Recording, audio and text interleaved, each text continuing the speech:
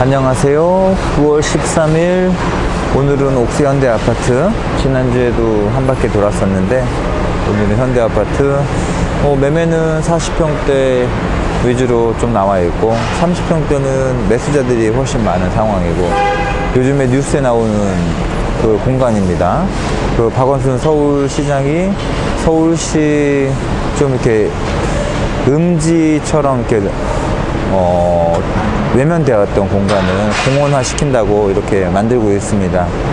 그 서울역 앞에 그 고가도로에 공원 만든 것처럼 옥수역에도 서울 시민을 위한 공원을 만들고 있습니다. 현대아파트 바로 앞에고요. 옥수역 7번 출구 쪽에서 좌우로 공공주차장들이 있는데, 이걸 이용하면 옥수역에다가 주차하고 식사하시고 이러는데 비용적으로 부담이 없으실 거예요.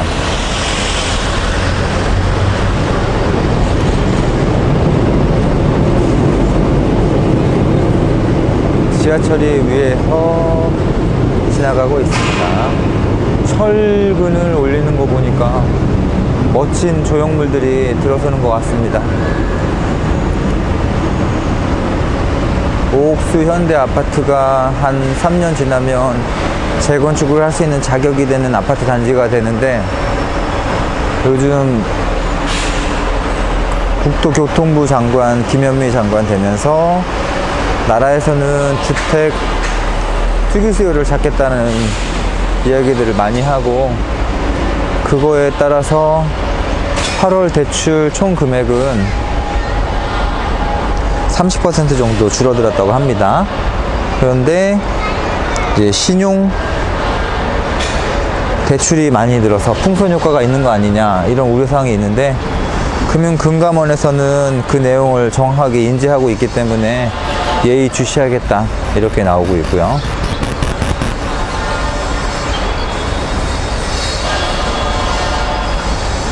현대아파트가 30년 차 됐을 때 재건축을 바로 할 수 있는 건 아니고요. 이제 추진하고자 하는 주체가 생기게 되고, 거기서 이제 주민 동의를 얻게 되는데, 주민 동의는 처음에는 뭐 50% 정도만 받으면 되지만, 조합을 설립하기 위해서는 3분의 2 이상, 그리고 동별로는 2분의 1 이상 동의를 받아야지 진행이 가능하죠. 많은 분들이 느낄 때 이 미타사 분들이 재건축을 할 때 반대하게 되면 힘들지 않겠느냐. 그리고 지금 언덕 올라가는 이 밑에 바닥이 암벽인데, 암벽을 까는 것이 비용이 많이 발생하지 않겠느냐, 이런 거에 대해서 많은 생각들을 하시죠.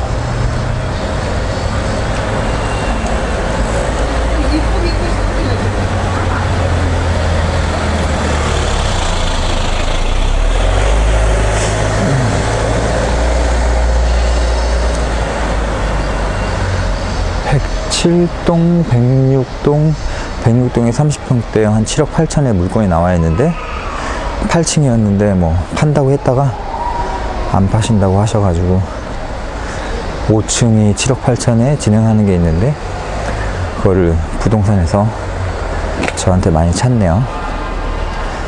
그거를 매매할 수 있냐고. 근데 그 주인분도 시세를 알아보는 단계라 어떻게 매매를 진행할 수는 없는 상태고, 오늘 신문 기사 중에서 8월 2일 전에 계약한 사람은 세무서에 계약금 입금 증명을 하면 2년 거주 요건을 이제 완화해주는 그런 완화책을 발표를 했습니다.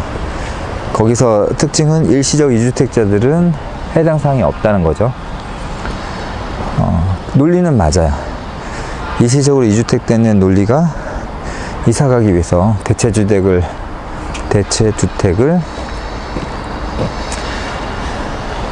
구매한 사람들에 한해서 일시적으로 3년 이내에 2년 보유한 1주택자는 비과세 해주겠다, 이 논리였기 때문에 그거는 그렇게 가는 게 맞는 것 같고, 이제 재개발, 재건축 토지 등기를 한 사람들, 이런 사람들은 어떻게 되는가, 이거에 대해서 많은 사람들이 궁금해 하는데, 토지 등기가 끝난 분들은 재건축, 재개발의 경우에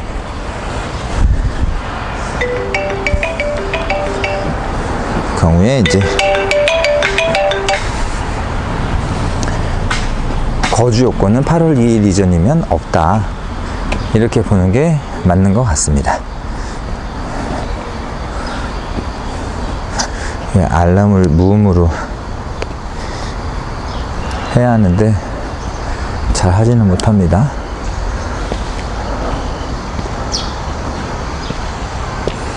예, 옥수 현대아파트 28평형 계단식 아파트 앞쪽으로 가고 있는데, 여기는 엘리베이터도 없는 빌라동인데 1층은 아니더라도 2, 3층은 한강이 쫙 보이죠. 그래 좋아요.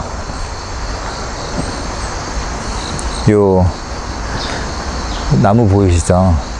여기를 환경부에서 비오톱이라는 생소한 용어로 환경을 규제합니다. 비오톱 1단계, 2단계, 3단계, 4단계 이런 내용이 나오는데, 그렇게 되면 이제 재건축, 재개발 이런 것들은 아예 못하는 거죠. 하지만 단지 자체적으로는 할 수가 있고요. 여기 철조망이 쳐져 있는 이 앞에 부분, 이 부분이 이제 일반 주거지역이에요.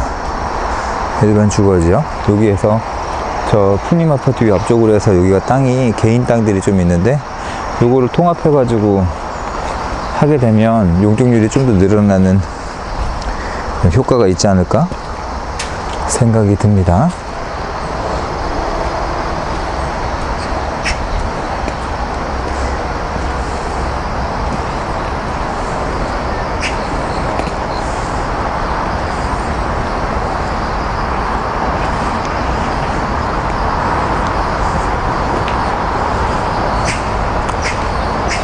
백팔동 매물이 나오면 다들 구매하고 싶어 하시죠. 아시는 분들은.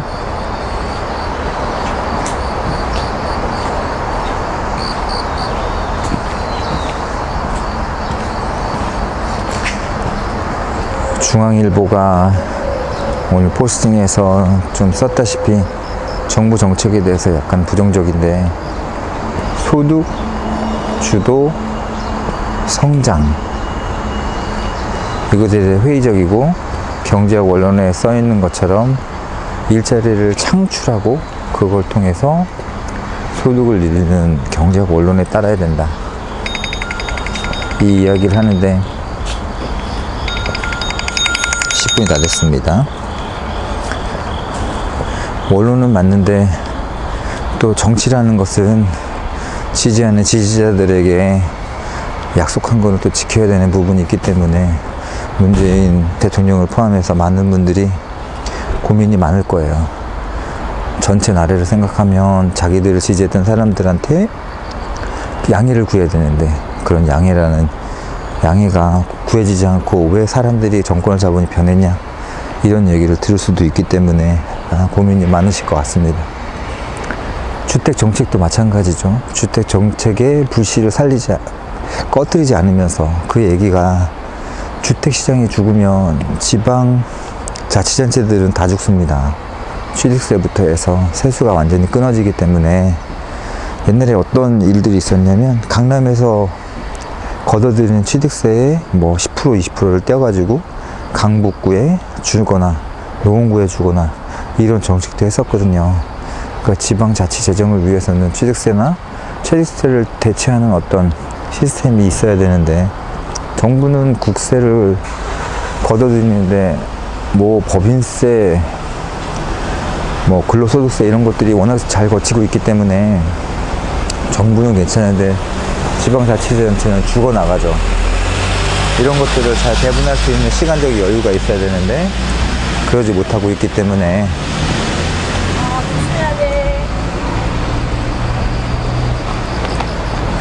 그런 것들을 이제 잘 배분할 수 있게 과도기적인 시간이 필요한데, 암만 못해도 2년은 걸리겠죠. 2년이 지나면 벌써 정권 3년차가 되고, 그렇게 되면 또 레임덕 비슷한 게 오게 되고, 그러면 또 보수 쪽도 가만히 있진 않죠.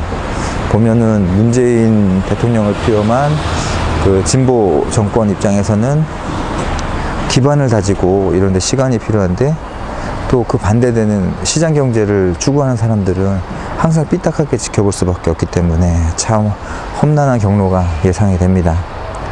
하여튼 뭐 여론을 봐도 그렇고 정권 자체가 열심히 하고는 있는데, 그 많은 사람들이 우려하는 운동론적인 시각으로 접근을 하다 보니까 좀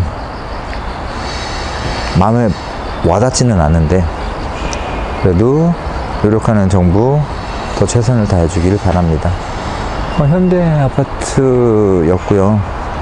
대북 제재가 기대만큼, 우리는 김정은 죽여야 돼 이런 색으로 생각할 수 있는 부분인데, 전체적으로 봤을 때는 입장이라는 게 있기 때문에 러시아와 중국의 입장을 반영해서 그 정도 분위기에서 진행을 하는 것 같습니다.